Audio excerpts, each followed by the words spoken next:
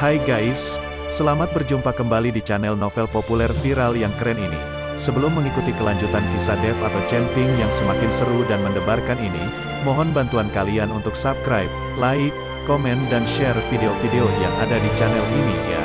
Perlu diketahui bahwa novel Perintah Kaisar Naga ini adalah termasuk kategori novel ongoing.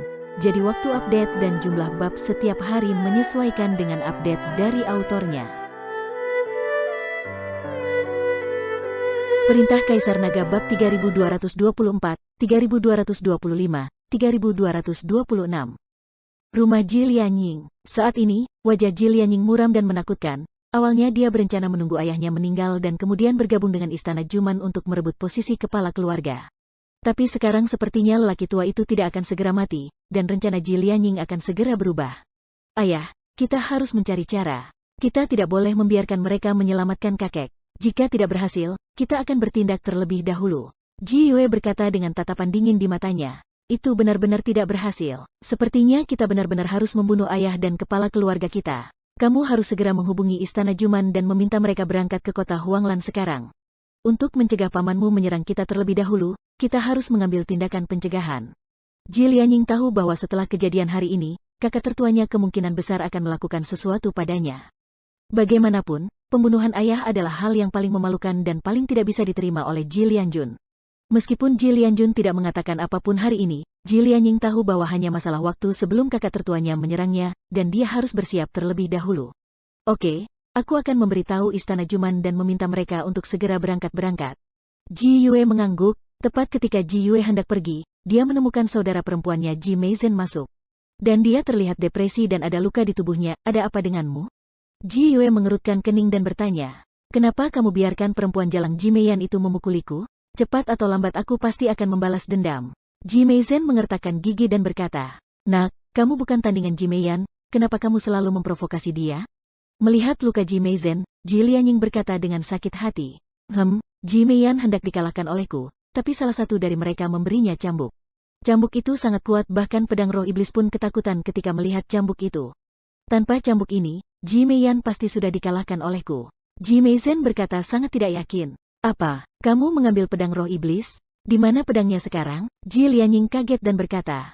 Melihat ini, Ji Meizhen menundukkan kepalanya sedikit dan berbisik, pedang itu dihancurkan, dan roh iblis di pedang itu dibunuh oleh seorang pria.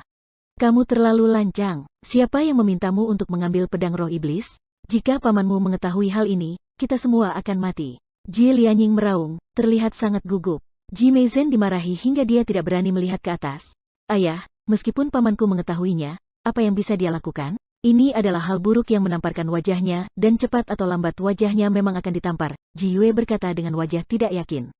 Kita belum siap sekarang. Jika kita menyerangnya sekarang, kita tidak akan punya peluang untuk menang.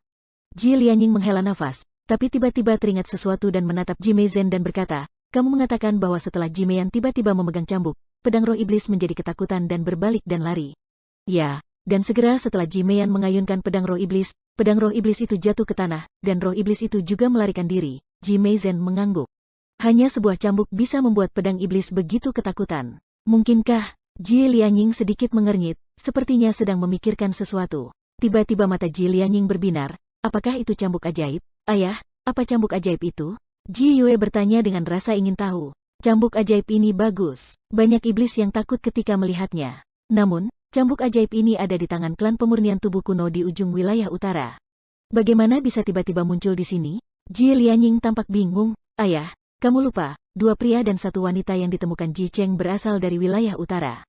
Mungkin ada orang dari klan pemurnian tubuh kuno di antara mereka, kata Ji Yue. Tidak mungkin, ketiga orang ini tidak memiliki aura klan pemurnian tubuh kuno sama sekali. Metode budidaya klan pemurnian tubuh kuno sangat mirip dengan orang-orang di Istana Juman. Dengan sedikit penjelajahan, kita bisa mengetahuinya. Jadi tidak mungkin ketiga orang ini adalah orang-orang dari klan pemurnian tubuh kuno.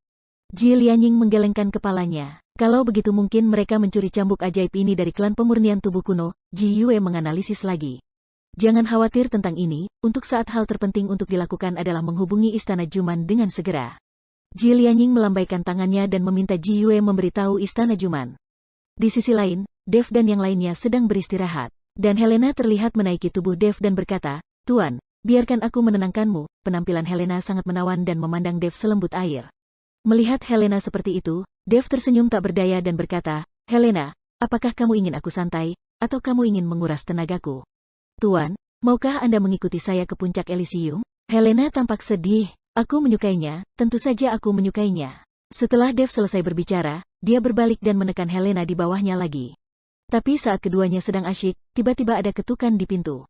"Tuan Chen, paman saya mengatakan ada yang harus dilakukan, ayo pergi ke sana." Ji-Yun berkata di luar pintu. "Oke," jawab Dev, lalu berdiri dengan cepat. Helena hanya bisa duduk, dengan ekspresi ketidakberdayaan di wajahnya. Setelah keluar kamar, Dev bertanya, "Apa yang terjadi? Mungkin ini tentang resep yang Anda berikan." "Ada rumput abadi yang tidak bisa dibeli," kata Ji-Yun. "Tidak bisa dibeli?" Dev mengerutkan keningnya. Meskipun obat mujarab ini langka, tapi ada begitu banyak gunung di sekitar kota kuning dan biru ini, mustahil untuk tidak bisa mendapatkannya. Beberapa orang sedang berbicara sambil berjalan menuju rumah Ji Lianjun. "Tuan Ji, apa yang terjadi?" Sesampainya di kediaman Ji Lianjun, Dev bertanya. "Cenger, ikuti Tuan Chen dan jelaskan." Ji Lianjun berkata pada Ji Cheng.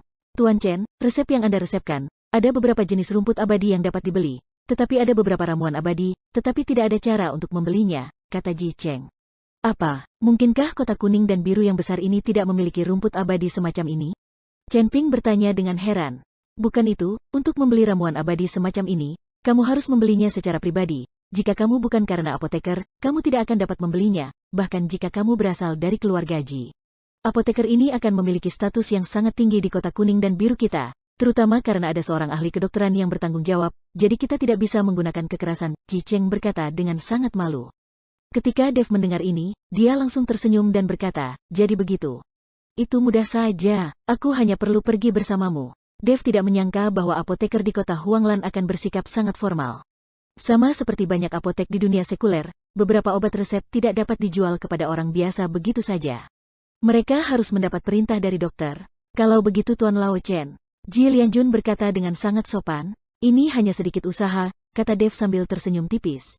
Dev meminta Ji-Yun dan Helena untuk tinggal di rumah Ji, sementara dia pergi ke asosiasi apoteker di bawah kepemimpinan Ji Cheng. Ahli pengobatan memiliki status yang relatif tinggi di seluruh surga dan dunia manusia. Jika tidak, Sekte Kuali Giok tidak akan mampu bertahan di tengah kota Raja Mingli dan kota Raja Iblis. Tak lama kemudian, kedua orang itu sampai di depan pintu asosiasi apoteker. Banyak orang yang memakai kostum apoteker keluar masuk dengan ekspresi arogan. Meskipun apoteker ini mungkin tidak terlalu berkuasa, mereka memiliki status yang sangat tinggi. Karena setiap orang bisa saja terluka, sakit, atau keracunan, dan saat ini, hidup dan mati ada di tangan apoteker ini. Oleh karena itu, tidak ada yang mau menyinggung apoteker tersebut. Ji Cheng mengajak Dev ke asosiasi apoteker. Meskipun apoteker terlihat sombong, mereka semua menyambut Ji Cheng dengan hangat saat melihatnya. Bagaimanapun, keluarga Ji adalah keluarga kaya di kota Huanglan, dan juga merupakan pengendali sebenarnya kota Huanglan. Setelah Ji Cheng membawa Dev ke asosiasi apoteker, dia langsung pergi ke konter yang menjual herbal. "Tuan Ji, apakah ini apoteker yang meresepkan obat untuk Anda?" Seorang apoteker wanita bertanya pada Ji Cheng sambil tersenyum. "Ya, Tuan Chen, ini adalah apotekernya. Bisakah Anda menjual herbal dan obat-obatan sesuai dengan resepnya sekarang?" Ji Cheng bertanya. "Tentu saja bisa, tetapi Anda masih membutuhkan pria ini untuk menunjukkan token apotekernya. Di dunia para dewa dan manusia, setiap apoteker memiliki token, dan itu bersifat universal di 5 alam." Apoteker wanita itu masih tersenyum dan berkata. Ji Cheng melirik Dev, dan Dev mengeluarkan token apoteker dari ring penyimpanan dengan backhand-nya. Token apoteker ini didapatkan Dev saat berada di Kabupaten Jialing. Melihat tanda apoteker Dev, apoteker wanita itu mengangguk dan mulai menyiapkan obat sesuai resep.